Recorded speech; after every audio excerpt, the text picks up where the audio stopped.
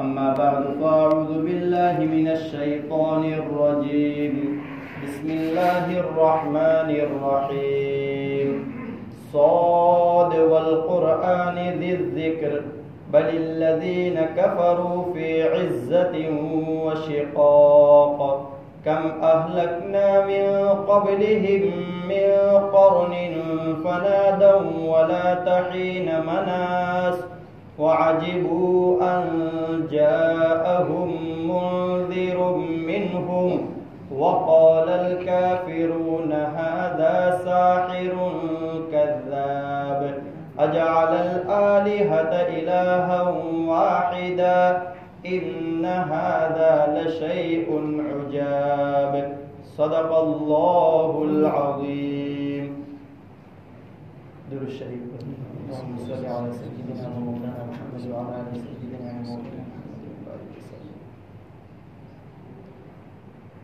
گزشتہ قسط میں درس حدیث ہوا تھا،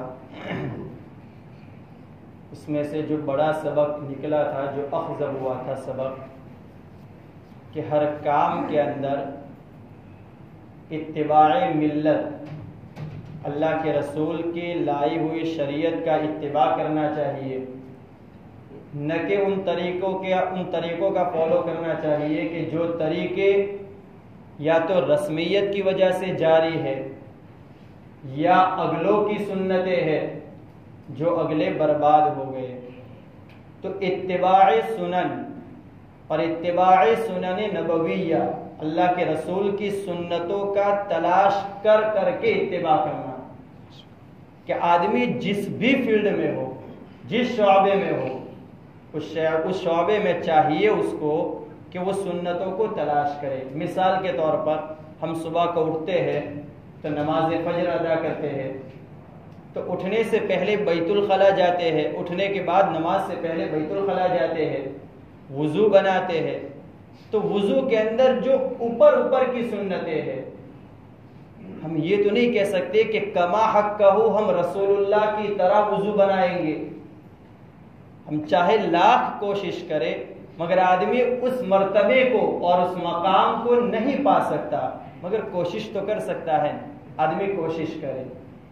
تو وضو کے اندر بیت الخلا جا رہا ہے کہ بائیں پیر سے جانا ہے، داہنے پیر سے نکلنا ہے، دعا پڑھ کر جانا ہے، نکلنے کے بعد دعا پڑھنی ہے. تو یہ کتنی معمولی چیزیں ہیں. بہت سی مرتبہ آدمی کی نجات کے لیے وہ معمولی اعمال کہ جن کو استقامت کے ساتھ کیا جائے، ان اعمال سے بہتر ہوتے ہیں آدمی کے لیے کہ جن اعمال کو کبھی ہوا کے جھونکے کی طرح بڑے سے بڑا عمل کر لیا اور پھر کیا پھر کبھی استقامت نہ ہوئی. تو اس عمل سے بہتر ایسے چھوٹے عمل مگر استقامت کے ساتھ ہم کریں، میں کروں، میں اپنے لیے کروں، میرا فائدہ ہے. بہرحال یہ گزشتہ قسط کا سب سے بڑا سبق تھا، اس کو ہمیں یاد رکھنا چاہیے، جس طرح اس سے پہلے اخلاص کا سبق تھا. بہرحال سورہ صاد کے اندر گزشتہ سے پہلے والے قسط کے اندر بتایا تھا کہ اللہ تعالیٰ قرآن پاک کی قسم کھا کر کہہ رہا ہے کہ مل امرو کما یقولہ الکفار، کہ بات وہ نہیں جو کفار کہتے ہیں، ایسی بات نہیں جو کفار کہتے ہیں. اصل میں کفار نے 3 باتیں کہی تھی. پہلی بات تو یہ کہ یہ کیسی بات ہوئی کہ ہر قبیلے کا ہمارا الگ الگ معبود تھا، ہمارے لیے پکارنے کے الگ الگ پتھر تھے، آپ نے ساروں کو اکٹھا کر کے ایک معبود بنا دیا. یہ کیسی بات ہوئی؟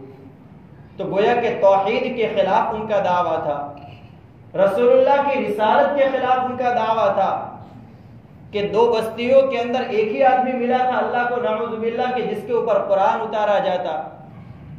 نزل على هذا الرجل الا نزل هذا القرآن على رجل من القريتين عظيم. کہ بڑے رؤسا موجود تھے، ان کو چھوڑ کر کے یہ سیدھے سادے محمد الرسول اللہ در یتیم. ہم کہتے ہیں کہ یتیم تھا مگر بڑا موتی تھا، یتیم مگر بڑے موتی، چمکنے والا، افق میں بھی چمکا، پورے ارض پر بھی جو چمکا. تو اللہ کے رسول صلی اللہ علیہ وسلم کے اوپر ہی قرآن اتارا گیا. تو رسول اللہ کی رسالت کا انکار. اور تیسری بات کہ معاد کا انکار، بڑے زور لگا لگا کر قسمیں کھا کر کہتے تھے کہ کیا اللہ ان بوسیدہ ہڈیوں کو دوبارہ زندہ کرے گا؟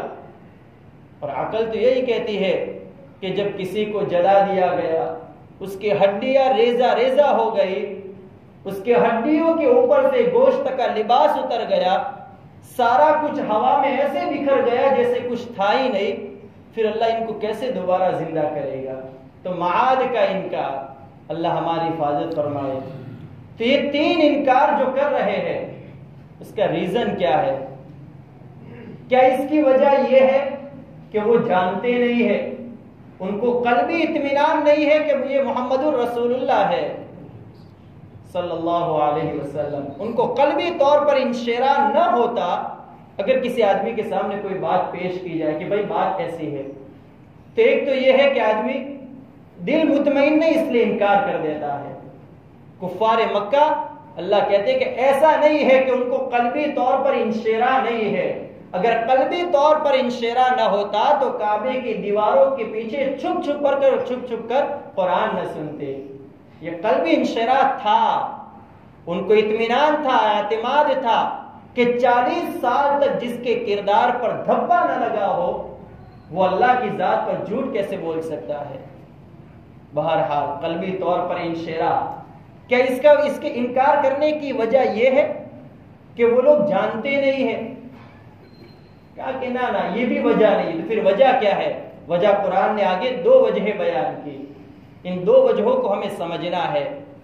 ہر زندگی کے شعبے میں ان 2 وجہوں سے اپنی زندگی کو جس نے پاک کر لیا، گویا کہ ایمان کو راسخ ہونے سے اس کے قلب میں کوئی چیز مانے نہیں ہوگی، کہ اس کے دل میں ایمان مضبوط کہ بھئی 2 وجہوں سے اپنے آپ کو بچا لو، کیونکہ یہ 2 وجہیں آہستہ آہستہ کفر کو پیدا کرتی ہے۔ یہ 2 وجہیں، کہ وہ 2 وجہیں کیا؟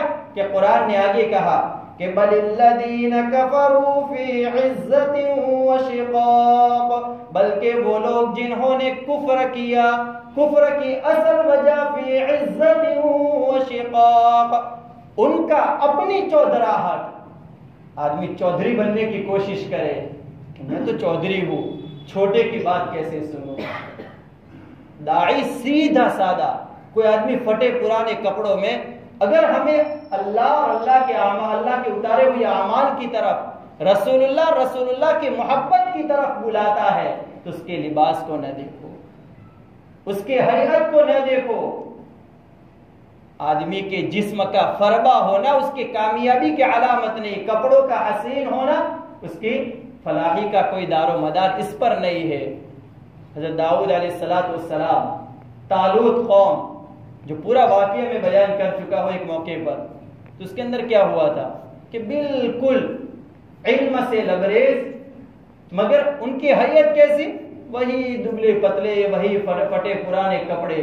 اللہ نے کہا کہ ان کی ماتحتی میں بنو اسرائیل کو جنگ کرنی ہے۔ اللہ نے فتح عطا فرمائی اس قوم کے سامنے کہ جس قوم کے سامنے اچھے ریزہ ریزہ ہو جاتے تھے۔ بہرحال تو پہلی وجہ عزت۔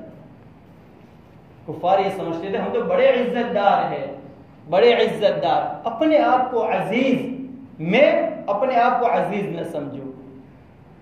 آدمی کی ذات کی جب تک رسول اللہ کی ذات میں فنائیت نہ ہو جائے، فنا نہ ہو جائے کہ میں کچھ بھی نہیں، میں کچھ بھی نہیں، آدمی کا میں ختم ہو جائے، آدمی کی چودراہٹ کا جو زوم ہے وہ ختم ہو جائے، مالی چودراہٹ ہو، علمی چودراہٹ، لوگ علم کے ذریعے سے چودھری بن جائے۔ اللہ کے رسول نے فرمایا قرب قیامت میں فتنے انہی علماء سے نکلیں گے اور لوٹ کر کے انہی علماء میں چلے جائیں گے۔ تو علم کی چودراہٹ، عہدے کی چودراہٹ کہ آدمی عہدیدار ہو جائے، جاگیردار ہو جائے، عزت دار ہو جائے، میں تو فلانا ہوں، فلانا صاحب ہوں۔ کفار مکہ کو یہی زوم لگا ہوا تھا کہ بڑے عزیز، کل قیامت میں جب ان کو عذاب دیا جائے گا خالی کفار کو نہیں، جتنے بھی جہنمی جہنم میں جائیں گے، علامہ ابن قیم کہتے ہیں کہ ان کے اندر کامن وجہ کبر ہوگا، کہ اس جہنمی کے اندر پائی جائے، اس جہنمی کے اندر، اس جہنمی کے اندر، یعنی سارے لوگ جو جہنم میں ڈالے جائیں گے حتیٰ کہ جہنم کے اندر لوگوں کی بھیڑ کی وجہ سے جگہ کی تنگی ہو جائے گی. ان تمام کے اندر کامن وجہ، مشترکہ وجہ کفر نہیں، اس لیے کہ اللہ کے رسول کی کچھ امت کے کچھ اہل کبائر وہ ہوں گے جن کو پاک کر کے پھر جنت میں بھیجا جائے گا. تو کفر ایک وجہ ہے، مگر کبر کامن وجہ ہوگی، مشترکہ وجہ. آدمی چودھری بن جائے، سیدھے سادے کی بات نہ سنے، ذوق، عزت، عزیز دار ہونے کا ذوق. ایک جگہ پر فرمایا اللہ کے رسول نے کہ لوگوں باطل ناحق کے ساتھ، ظلم کے ساتھ اپنے عزتیں نہ کرواؤ، ورنہ اللہ اپنے عدل اور انصاف کے ساتھ تمہیں ذلیل کرے گا. اپنے عزتیں زبردستی ہم نہ کروائے. گھروں کے اندر بیوی سے زبردستی عزت نہیں، اولاد کے سامنے زبردستی عزت نہیں کروائے. ہر ایک کے سامنے ہمارے رہنے کا سلیقہ شریعت نے بھی بتایا کہ اپنی عزت نفس کو بچا کر باقی اپنے آپ کا انا ختم کر دو، میں ختم کر دو، میں پنا ختم کر دو. کفار اسی عزت کے اندر پڑے ہوئے تھے. جب سارے جہنمیوں کو سزا دی جائے گی تو فرشتے ان سے کیا کہیں گے؟ اے بے نمازی چکھ عذاب، اے زکات نہ دینے والے چکھ عذاب. نہ، ذوق انک انت العزیز الکریم 25 بارے کے اندر کہ چکھ تو جہنم کا عذاب، تو بڑا عزیز اور بڑا بزرگ بنا کرتا تھا. انک انت العزیز الکریم، بڑا عزت دار بنتا تھا. اپنے آپ کا تجھے زعم تھا، اپنے آپ کا زعم. زعم علامت کیا ہے؟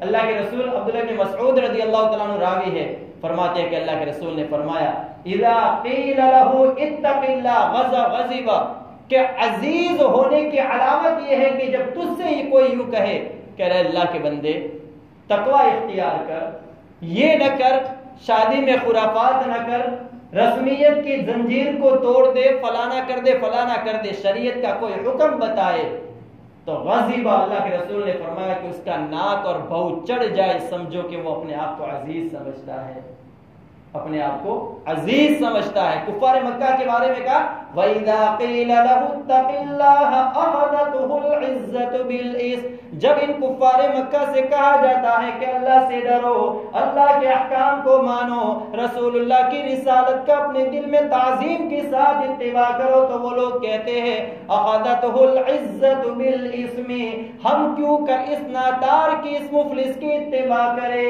نادار ہے، مفلس ہے، کوئی حیثیت نہیں، نعوذ باللہ.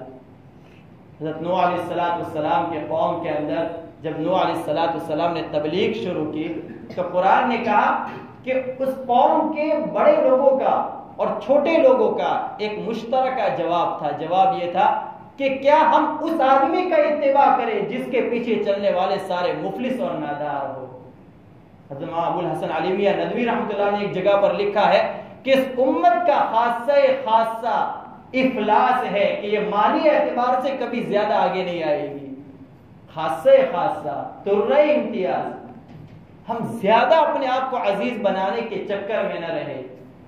عزیز اسی لیے کہا کہ صف کے اندر برابر کھڑے، یہ بات نکل گئی، اسے بتا دیتا ہوں کہ صف کے اندر برابر سرابر کھڑے رہو، کہ ایڑیوں کو اس طرح صف کے اندر رکھو کہ کوئی لکیر کھینچے تو بالکل سیدھی ہو، اور کندھے کو کندھے سے ملا کر رکھ کھڑے رہو. کندھے سے جب کندھا نہیں ملے گا، آگے پیچھے ہوگا، تو شیطان رکھنا ڈالے گا نمازوں کے اندر.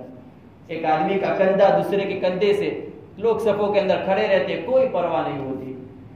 ہماری نمازیں سنت کے مطابق. حضرت عمر رضی اللہ تعالیٰ عنہ صفوں کے سیدھے کرنے کا اتنا اہتمام کرتے تھے کہ جب نماز کے لیے آگے آتے تھے اور جب تکبیر ختم ہو جاتی تھی تو کوڑا لے کر ہر صف میں چکر لگاتے تھے کہ کوئی کسی کا کندھے سے کندھا نہ ملا ہوا ہو تو اس کے کوڑے سے سزا دیتے تھے.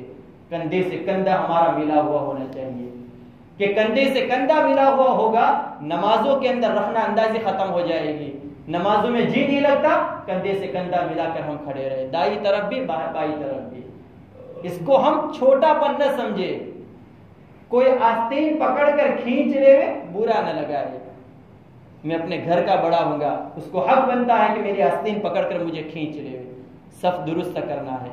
جس طریقے پر امام نماز پڑھاتا ہے، کوئی چھوٹا بچہ پیچھے کھڑا ہوتا ہے، امام اگر قرآن میں غلطی کرے گا، یہ بچہ کہے گا کہ تو اپنے گھر کا بڑا، اللہ کے کلام میں غلطی میں برداشت نہیں کروں گا. ہم یہ کہیں کہ اللہ کے رسول کی بتائی ہوئی جو صف بندی ہے اس کے اندر میں غلطی برداشت نہیں کروں گا، دوسروں کے لیے نہیں، اپنے لیے اس کو ثابت کرے، اپنے لیے عمل کرے کہ میرا دانا اور میرا بایاں دونوں طرف ملا ہوا ہونا چاہیے، اور جو ایڑیا ہے ان کو سیدھا رکھنا ہے لکیر کی طرح، کوئی صف میں آگے کوئی صف میں پیچھے ہوگا۔ فرمایا روایتوں میں آتا ہے کہ اس قوم کے اندر کبھی صلح نہیں اترے گی جس قوم کی صفیں درست نہیں ہوگی، جھگڑے پیدا ہوں گے، لوگ لاکھ کوشش کریں، پنچایتیوں کی ایک بڑی جماعت پیدا ہو جائے اس قوم اور قبیلے برادری کے اندر، اگر مسجد کے اندر صفیں درست نہیں ہے اس قوم کے اندر کوئی صلح نہیں کروا سکتا ہے۔ تو قوم میں صلح پیدا کرنے کا آسان طریقہ کہ ایڑیا درست کر لو، اور رخنا اندازی کو ختم کرنے کا آسان طریقہ کہ کندھے سے کندھے کو ملا لو۔ بہرحال عبداللہ بن مسعود ایک روایت کے اندر کہتے ہیں کہ کفا بالرجل اسما اذا قیل له اتق اللہ فقال علیک نفسک انت تامرنی۔ یہ عزت پر بات کر رہا ہوں، تکبر پر بات کر رہا ہوں، کہا کہ جب کسی آدمی سے کہا جائے کہ اللہ سے ڈر، کسی نے ہم سے کہا بھائی صاحب آپ یہ جو کام کرتے ہو یہ شریعت کے خلاف ہے، ہمارے بول ہوتے ہیں کہ ان وہ کر کے فارغ ہو گئے اور ساری شریعت لے کر آئے ہیں، نعوذ باللہ۔ یہ کفر کے قریب کے بول، ہم علماء سے مفتیان کرام سے جا کر پوچھے ایسے بول سے آدمی مومن بھی رہتا ہے کہ نہیں رہتا ہے، کہ وہ کر کے فارغ ہو گئے، کیا بات ہوئی؟ زمانے جاہلیت میں صحابہ شراب سے بھی فارغ ہو گئے تھے، مگر حکم آیا تبھی جا کر انہوں نے عمل کیا، جہاں سے جاگے وہاں سے صبح ہے۔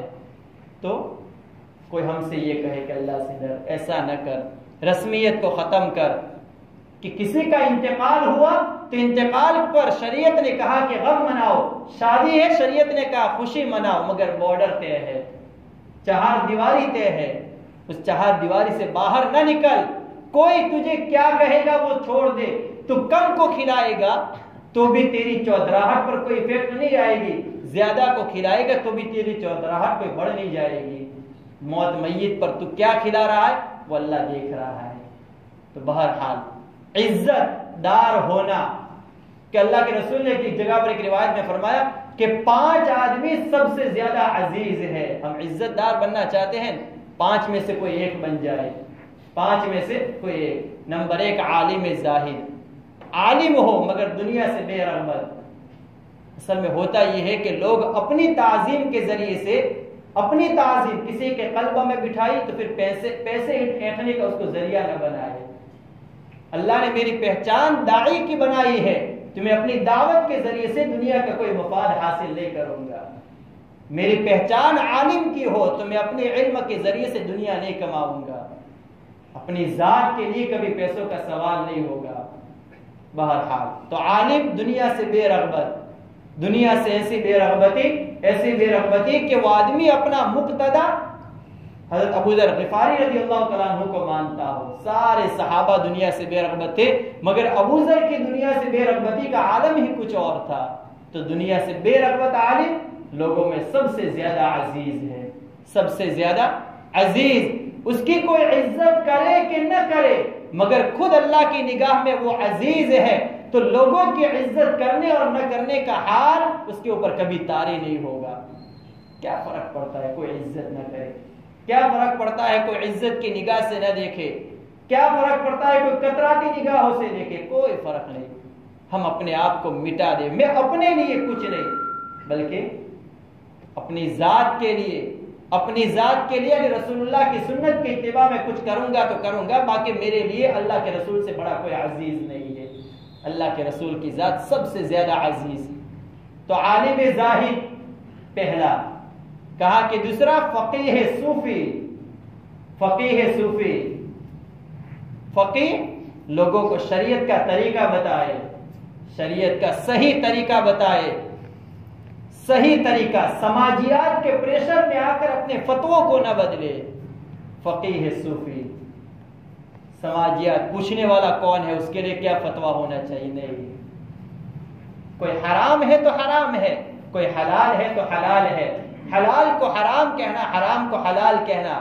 بنو اسرائیل کے اندر جو سب سے پہلی خرابی اتری، جس کی بنیاد پر ان کی شکلوں کو مسخ کر دیا گیا، کہ وہ تورات اور زبور کی تحریف تھی۔ تورات اور زبور، ہم شریعت کے احکام کو شریعت کی جگہوں میں نافذ کریں. کسی چیز کوئی چیز ہم ایک بات کوئی حرام ہے اب اس کو کیسے کوئی حلال کر سکتا ہے؟ تو فقیہ صوفی شریعت کا طریقہ بتائے، تعویلیں کر کے سامنے والے کی رعایت نہ کرے، اس کا دل اللہ کی طرف متوجہ ہو. فقیہ صوفی. نمبر 3 غنی متواضع. آدمی کو اللہ نے اگر مال دیا ہے تو اس کے لیے بھی موقع ہے عزیز بننے کا کہ تواضع اختیار کر لے. مال ہے، مال کا کوئی تکبر نہ ہو. لباس کے ذریعے، اپنی مال کے ذریعے، اپنی پراپرٹی کے ذریعے، جائیداد کے ذریعے، یہ چیز جس غنی کے اندر آ گئی وہ بڑا عزیز ہے. غنی متواضع. پیسہ ہے تو کوئی پیسہ ہے، مگر یہ پیسہ میرے زوم میں، میری چودراہٹ میں اضافہ کرنے کے لیے نہیں ہے، بلکہ تقوی میں اضافہ کرے. حضرت امام شافعی رحمۃ اللہ علیہ کے قول ہے کہ من لم تعزہ التقوی فلا عز لہ، کہ جس کو تقوی کی عزت حاصل نہیں اس کے لیے دنیا بھر کی چودراہٹ بھی کوئی عزت کا باعث نہیں ہے. کوئی آدمی کیسا ہی کیا نہ بن جائے مگر تقوی نہیں ہے تو آدمی کا مال اسے تقوی کی راہوں پر خرچ کرنے پر آمادہ کرے. اگر مال نہیں دیا تو بھی موقع ہے کہ فقیر شاکر. کوئی آدمی فقیر ہے، کم مال ہے، تو کیا کرنا ہے؟ شکر گزاری کہ اللہ تیرا شکر ہے کہ تو نے جھونپڑا تو کم سے کم دیا ہے، کچھ نہیں تو تیرا شکر ہے کہ تو نے کم سے کم آزاد تو دیے ہے کہ بعد میں جا کر کما سکتا ہو. شیخ سعدی رحمۃ اللہ علیہ ایک مرتبہ بغیر جوتے کے دمشق کی جامع مسجد کے اندر پہنچ گئے، اور جوتے نہ ہونے کا ذرا دل میں قلق تھا کہ بغیر چپل کے لوگ دیکھیں گے تو پتہ نہیں کیا ہوگا اور کیا لوگ سمجھیں گے بغیر جوتے کے. اور دل میں ایک بات یہ بھی تھی کہ جوتے ہوتے تو اچھا ہوتا، شکر گزاری کا موقع مل جاتا. شیخ سعدی کہتے کہ میں نے عصر کی نماز ادا کی، عصر کے بعد جب باہر نکلا تو ایک آدمی کو دیکھا کہ اس کے دونوں پیر نہیں ہے، اس کے پیر ہی نہیں ہے.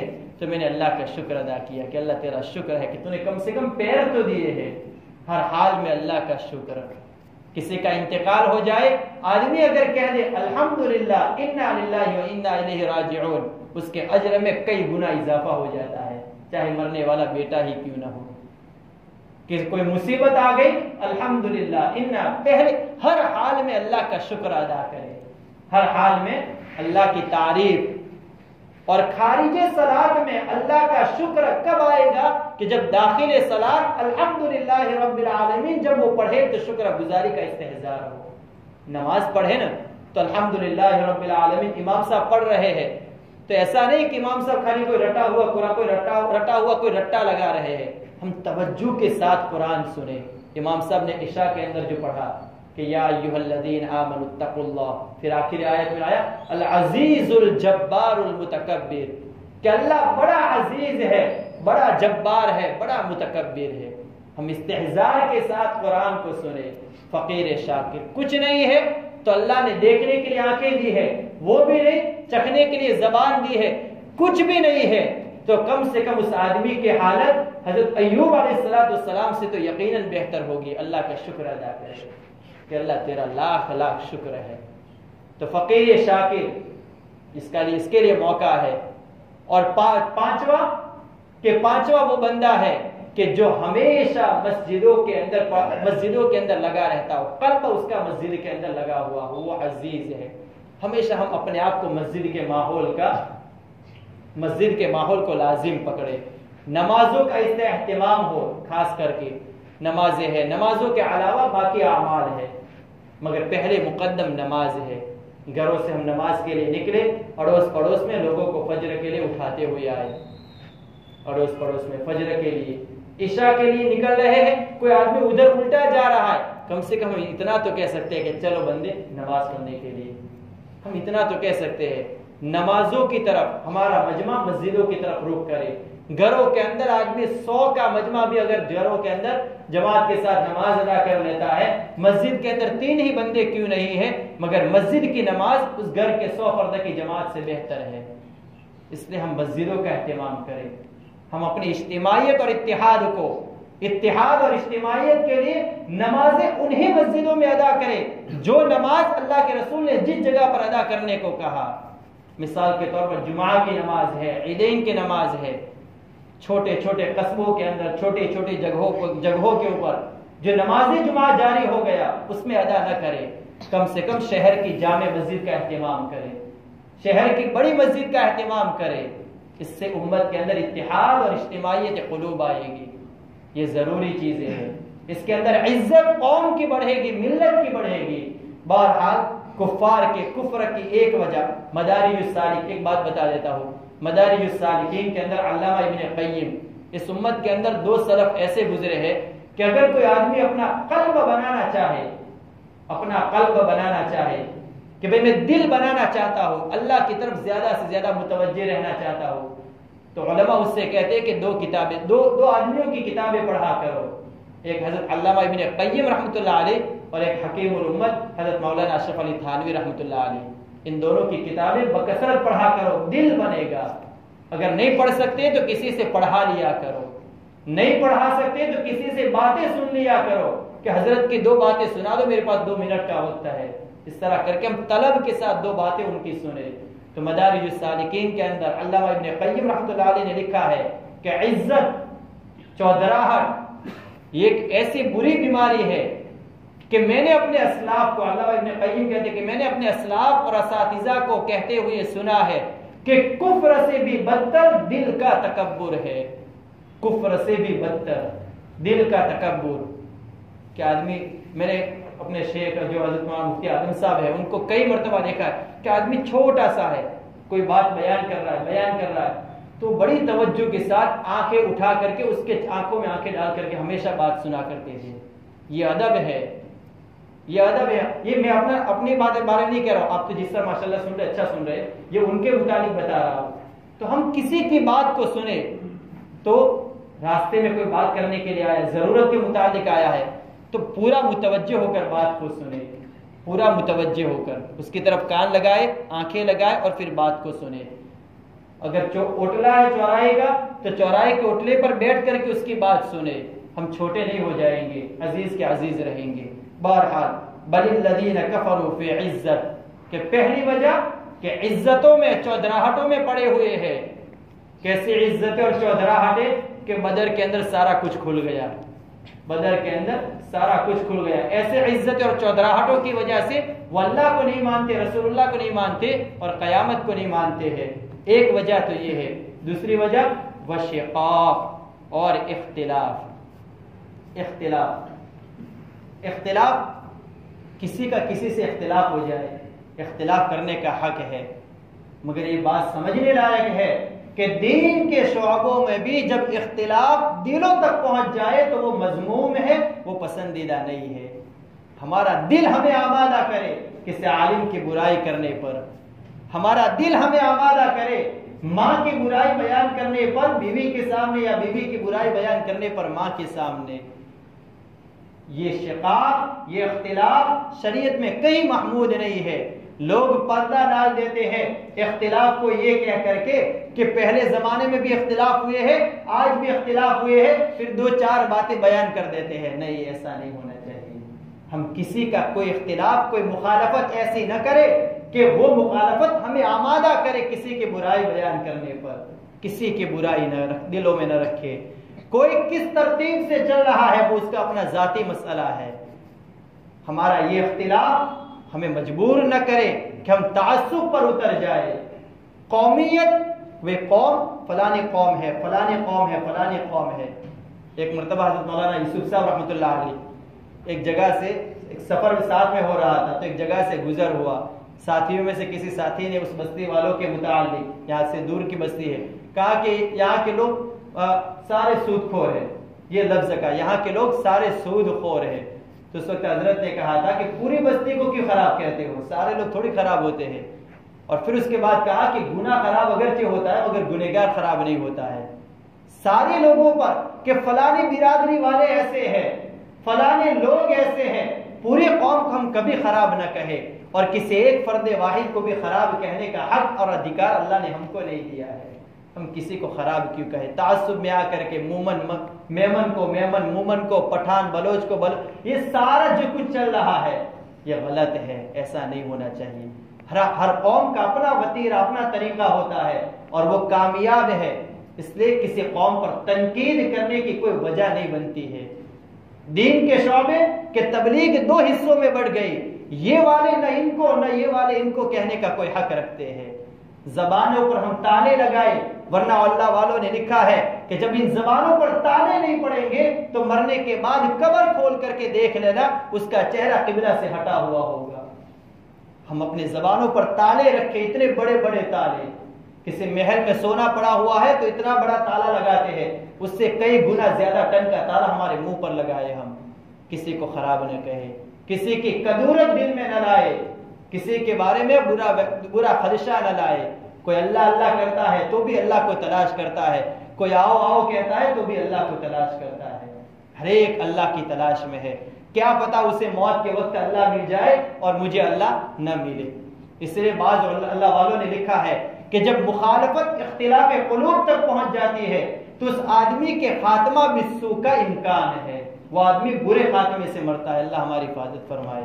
اس لیے میرے عزیزوں، ہم عزت دار ہونے کی کوئی کوشش نہ کریں اور مخالفت میں اختلاف قلوب تک نہ پہنچے۔ کوئی کیسا چل رہا ہے، مجھے تو اپنی ذات کو چلانا۔ اسی لیے اللہ کے رسول نے فرمایا قرب قیامت میں حق بھی اتنا مشتبہ ہو جائے گا کہ ایک آدمی تمنا کرے گا، بلکہ اس سماج کے اندر بہتر آدمی وہ ہوگا جو اپنی بکریوں کو اور اپنے ریوڑ کو لے کر کے غار میں چلا جائے گا اور وہاں جا کر کے بکریوں کو چرائے گا اور اپنے اللہ کی تلاش میں اسی کے ساتھ زندگی ختم کر دے گا۔ حق بھی اتنا مشتبہ ہو جائے گا۔ اس لیے ہمارے لیے حق یہی ہے کہ ہم اللہ کی تلاش میں اپنے آپ کو کھپائے، منہ پر تالا لگا کر اور دل پر چودراہٹ کا تالا لگا کر، نہ چودراہٹ میں پڑے نہ مخالفت میں پڑے۔ کوئی کرتا ہے اس کا عمل اس کے ساتھ ہے۔ یہ دو چیزوں کا ہم اہتمام کریں اور یہی دو چیزیں سب سے بڑا سبق ہے۔ اللہ تعالیٰ مجھے اور آپ کو کہنے سننے سے زیادہ عمل کرنے کی توفیق عطا فرمائے۔ اب عزت اور اختلاف کی وجہ سے اگلی قوموں کا انجام کیا ہوا اس کو اللہ تعالیٰ نے اگلی آیت میں بیان فرمایا۔ درود شریف پڑھیں۔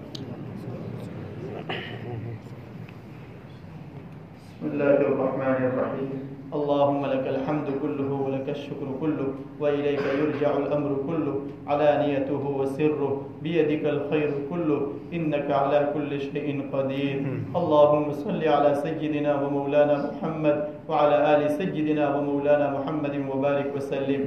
اے اللہ تو ہمارے گناہوں کو معاف فرما۔ اے اللہ ہم بڑے مجرم بڑے پاپی ہیں۔ اے اللہ ہم نے اپنی ذات کو برباد کر دیا ہے۔ اے اللہ ہم تباہی کے دہانے پر کھڑے ہیں۔ اے میرے مولا براہ راست ہماری پیشانی کے بالوں کو پکڑ کر عافیت کے ساتھ تیری رضا کی راہوں پر چلا دے، تیرے نبی کی سنتوں پر چلا دے۔ پرفتن دور میں ہم چلنا بھی چاہے تو چل نہیں پاتے، کمزور بندے ہیں۔ اے اللہ تو ہماری کمزوری کا اپنی تقویت اور اپنی تائید کے ذریعے سے بدل عطا فرما، اپنی تائید اور تقویت کے ذریعے سے بدل عطا فرما۔ اے اللہ تو ہمیں تیری رضا والا جیون عطا فرما، تیرے رسول اللہ کی سنتوں والا چمن ہمیں عطا فرما دے۔ اے اللہ سنتوں والا چمن ہماری زندگیوں میں پیدا فرما۔ اے اللہ ہماری زندگیوں میں فرائض کا بے حد اہتمام پیدا فرما دے، فرائض کی قدردانی کرنے کی توفیق عطا فرما دے۔ فرائض سے ہم کوسوں دور ہیں، کیا سنتوں کو مانگے کیا مستحبات کو مانگے، پھر بھی تجھ سے سوال کرتے ہیں، بھیک مانگتے ہیں۔ سنتوں کی اہمیت ہمارے دلوں پہ پیدا فرما دے، تیرے رسول کی محبت اور عشق ہمارے دلوں پہ پیدا فرما دے۔ اللہ سچے پکے معنی میں ہمارے دلوں میں سچا پکا عشق عطا فرما دے، محبت عطا فرما دے۔ تیری محبت سے ہمارے دلوں کو منور فرما دے، ہمارے دلوں کو سرشار فرما دے، تیری راہ پر چلنا ہمارے لیے آسان فرما دے۔ اللہ قرآن اور حدیث کی باتوں میں سے اور اس کے علاوہ جتنی بھی دینی محفل دینی مجلس ہمارے یہاں قائم ہوتی ہے، جو باتیں ہم کہتے ہیں سنتے ہیں، اے اللہ اس کو ہمارے خلاف وبال نہ بنانا، اس کو ہمارے خلاف حجت نہ بنانا، بلکہ ہمیں دنیا ہی میں اس پر عمل کرنے کی توفیق عطا فرما دے۔ ہماری صورت اور ہماری سیرت کو تیری رضا والی صورت اور تیری رضا والی سیرت بنا دے۔ اے اللہ جو مانگا وہ بھی عطا فرما، جو مانگنے سے رہ گئے وہ بھی عطا فرما۔ ہمارے آنے والے مجمع کو قبول فرما، ان کی سننے کی برکت سے نسلوں کے اندر ہمارے ہم تمام کی نسلوں کے اندر مفسرین اور محدثین پیدا کرنے کے فیصلے فرما، عالم بعمل پیدا کرنے کے فیصلے فرما، ہمیں نیک صالح اولاد جو ہماری اولاد ہے اس کو نیک صالح بنا دے، ایسے اولاد بنا دے جو بعد میں جا کر ہمارا نام دینی اعتبار سے روشن کرے، اور اس کا احساس زندگی بھر ہمیں ہمارے دلوں میں پیدا فرما۔ ربنا تقبل منا انك انت السميع العليم وتب علينا انك انت التواب الرحيم، وصلى الله تعالى على خير خلقه وعلى اله وصحبه اجمعين برحمتك۔